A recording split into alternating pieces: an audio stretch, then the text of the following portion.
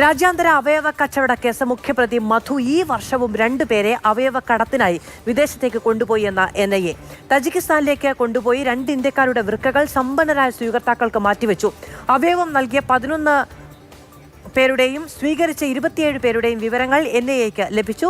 Case വന്നതിന് ശേഷവും മധു ഈ പ്രവൃത്തി തുടർന്നുവെന്നും NIAയുടെ കണ്ടെത്തൽ.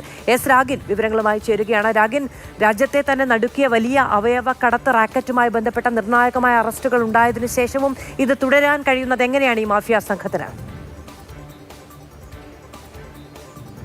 മാധു, അതായത് 2024 ഈ കേസ് റിപ്പോർട്ട് ചെയ്യുകയും അതിന്റെ നടപടിക്രമങ്ങളൊക്കെ തന്നെ മുന്നോട്ട് നീക്കുകയും ഒക്കെ ചെയ്തത്. അപ്പോൾ NIA സംഘം പറയുന്നത് ഈ മുഖ്യപ്രതിയായിട്ടുള്ള മധു ഈ വർഷവും, അതായത് ഈ കേസ് രജിസ്റ്റർ ചെയ്യപ്പെട്ട ശേഷവും ഒക്കെ ഇത്തരത്തിൽ ആളുകളെ കൊണ്ടുപോയിട്ടുണ്ട്. 2 ഒഡീഷ സ്വദേശികളായിട്ടുള്ള ആളുകളെയാണ് പിന്നീട് ഏറ്റവും ഒടുവിൽ ഈ തജിക്കിസ്ഥാനിലേക്കാണ് കൊണ്ടുപോയിട്ടുള്ളത് എന്നതാണ് NIA സംഘത്തിന്റെ കണ്ടെത്തൽ.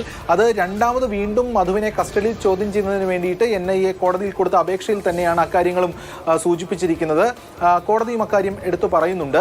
എന്തായാലും ഇത്തരത്തിൽ അവിടെ എത്തിച്ച് ഈ സമ്പന്നരായവർക്ക് മാറ്റിവെക്കുകയാണ് ചെയ്തിട്ടുള്ളത്. ഇതോടൊപ്പം പുതിയ 11 ഡോണേഴ്സിൻ്റെയും ഒപ്പം 27 ട്രാൻസ്പ്ലാന്റിന് വിധേയമായിട്ടുള്ള 27 പേരുടെയും വിശദാംശങ്ങൾ മധുവിൽ നിന്ന് NIA കിട്ടി. അവരുടെ വിഷയങ്ങളടക്കം അല്ലെങ്കിൽ അവരുടെ വിശദാംശങ്ങളടക്കം NIA നോട്ട് ചെയ്തിട്ടുണ്ട്. നേരത്തെ ആദ്യഘട്ടത്തിൽ 14 പേരുടെ വിശദാംശങ്ങളാണ് ലഭ്യമായിരുന്നത്. എന്തായാലും 1-ാം പ്രതിയാണ് മധു ജയകുമാർ, കൊച്ചി സ്വദേശിയാണ്. ഇയാളെ വീണ്ടും കസ്റ്റഡിയിൽ NIA സംഘം ചോദ്യം ചെയ്തിട്ടുണ്ട്. അതിന്റെ വിശദാംശങ്ങൾ കൂടി കോടതിയെ അറിയിക്കും. എന്തായാലും വളരെ ഞെട്ടിക്കുന്ന അല്ലെങ്കിൽ വളരെ സീരിയസ് ആയിട്ടുള്ള ഇൻഫർമേഷൻ ആണ് ഇത് എന്നതാണ് കോടതിയും പരാമർശിച്ചിട്ടുള്ളത്. ഇതോടൊപ്പം ഇത്തരത്തിലൂടെ ഈ അവയവ കച്ചവടത്തിലൂടെ കിട്ടുന്ന പണം, ആ പണം മറ്റ് ഭൂമി വാങ്ങിക്കൂട്ടാനും അതോടൊപ്പം തന്നെ മറ്റു പല കാര്യങ്ങൾക്കൊക്കെ വിനിയോഗിച്ചിട്ടുണ്ട്. കൂടാതെ ബിറ്റ്കോയിൻ ആക്കിയും അതോടൊപ്പം USDT ആക്കിയും ഒക്കെ തന്നെ ഈ തുക മാറ്റിയിട്ടുണ്ട് എന്നതാണ് NIAയുടെ കണ്ടെത്തൽ. ഇതിന്റെ വിശദാംശങ്ങൾ കൂടി NIA സംഘത്തിന് ശേഖരിക്കേണ്ടതായിട്ടുണ്ട്. എന്തായാലും വളരെ സുപ്രധാനമായിട്ടുള്ള വിവരമാണ് ഇതിലൂടെ NIA ശേഖരിച്ചിരിക്കുന്നത്.